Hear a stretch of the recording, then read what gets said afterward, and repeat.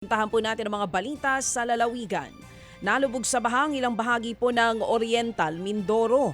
Hanggang tuhod na baha ang sinuong ng mga residente sa bayan po ng Baco sa Oriental Mindoro. Kapit-bisig ang ilang residente sa pagtawid lalo't malakas ang ragasan ng tubig. Kita rin sa kuha mula sa himpapawid ang lawak ng pinsala. Ang ilang palayan nagmistula ng lawa dahil po sa tubig. Samantala po naman, ganyan din po halos ang sitwasyon sa ilang mga bahagi po ng lalawigan ng Sorsogon. Malakas po na ragasan ng tubig ang nanalasa sa bayan po ng Barcelona. Umapaw ang mga ilog at creek sa barangay sa bayan po ng Kasiguran.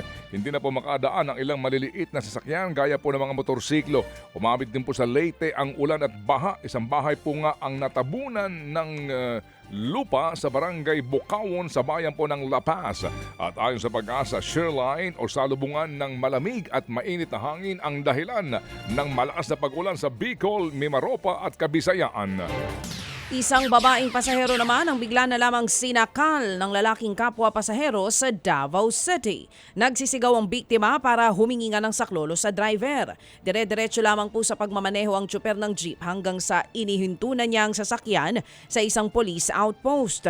Doon na corner at kinuyog ng taong bayan ng suspect. Nakatakbo rin palayo ang 19 anyos na biktima. Ayon sa Davao City Police, sunod-sunod ang pinagdadaanan ng suspect na madalas daw maglasing.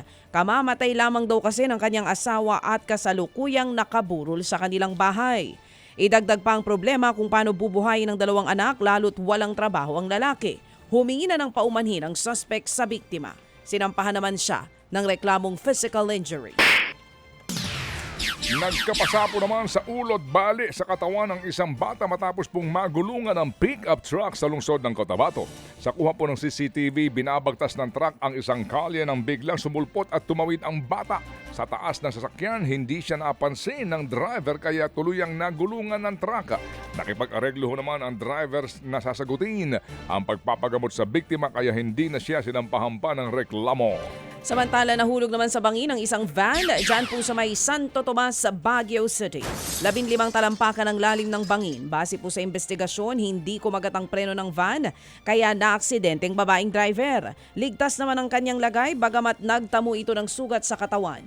Ayon sa Baguio Police, madalas ang disgrasya sa nasabing lugar. Sa katunayan, mahigit 170 ang naitalang aksidente doon.